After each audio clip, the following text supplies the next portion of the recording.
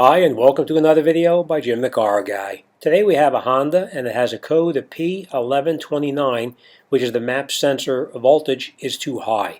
So in this video I'm going to show you how to diagnose it, test the component, replace it with a new one, and get the car back on the road. So what I did is I connected the scan tool up to it. I'm just checking the voltage, and according to what it says here, it's supposed to be 2.9 to 3.1 volts, key on, engine off. And as you can see, it is 2.91 volts, so it's actually perfect exactly where it is. Next thing I'm going to do is we're going to go underneath the hood over here, and we're going to disconnect the map sensor, which is located down in the back, all the way down over here. Now it doesn't look like it's too bad to get to, except there's one problem. This screw here, you can get to it nice and easily with a very long screwdriver. You can get down there and get to it. This one over here, you can see the angle and you can't get in to get that screw out. The problem is if you strip that screw out, you're really going to have a big problem. You're going to wind up having to pull the front part of the throttle body off to get those bolts out. So I'm going to show you how I do it without taking the throttle body off. Saves a little bit of time. So let me grab some tools and I'm going to show you how to do this. We'll put a vacuum gauge on it and we're going to apply vacuum to the switch, and we're going to see if it changes the way it's supposed to. And when we release the vacuum, see if the voltage drops off as it's supposed to. So let me just grab a couple of tools and I'll get started on it. What I do to get in here to get this out is I just use a small Phillips head screwdriver bit, and from one of our longer tools, of course, and I put it into a socket like this so I can get in there and we can loosen that screw up. So the first one up in the front here is not a big deal. You can just push really hard down on your screwdriver and you get it right out, not a problem. The one in the back is going to be not as easy because you can't get in there. So what I do is get in here with this socket, wedge it up against the firewall. Be very careful not to strip it.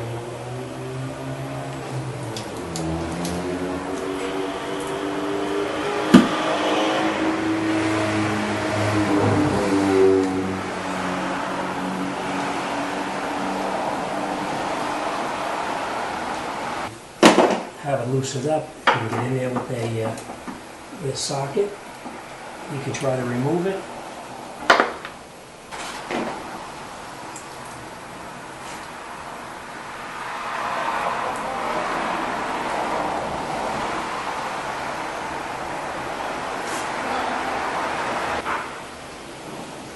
Be careful not to drop the screw. You probably want to use a magnet just to keep it from falling and getting lost.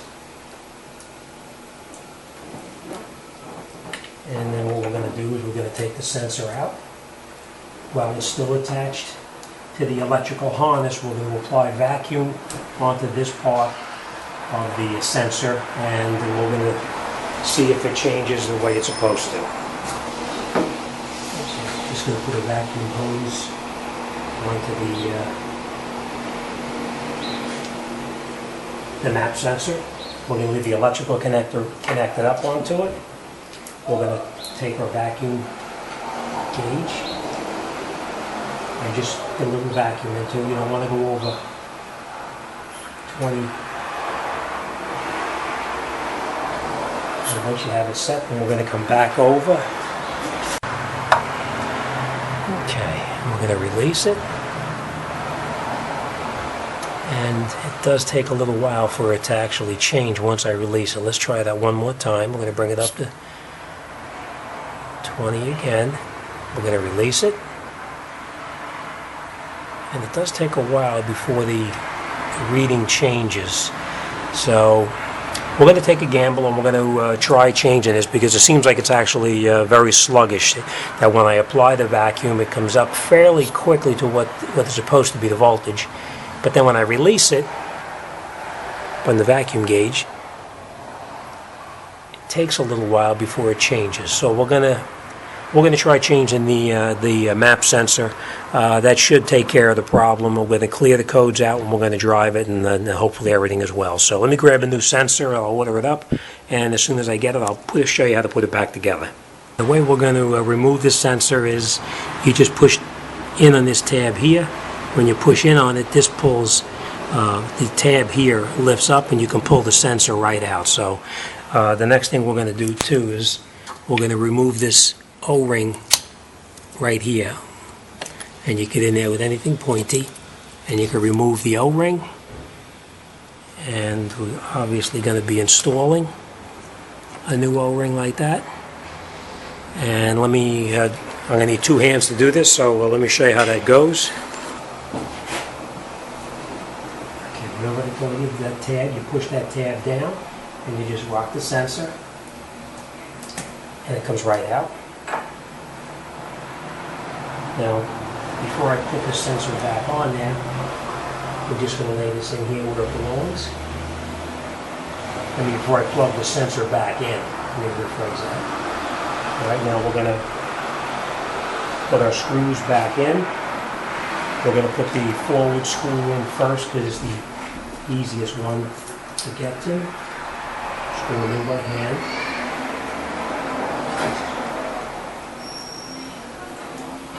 Okay, then we're going to take the back one. Same thing, we're going to screw it in by hand. It's as tight as we can go by hand.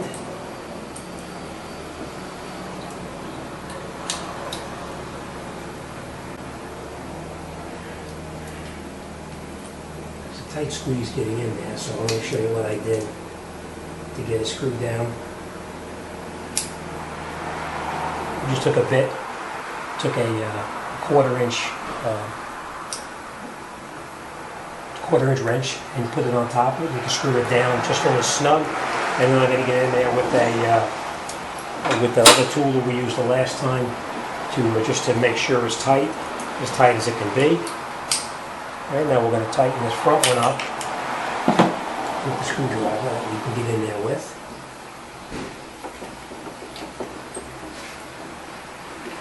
That's tight. And now we're just going to confirm that the one in the back is tight enough, which it is. And the last thing we're going to do is we're going to plug our electrical connector back on, and you'll hear it snap in. And that's it, we're all set.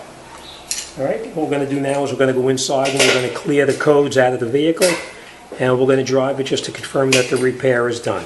Alright, thanks for watching. See you on the next one.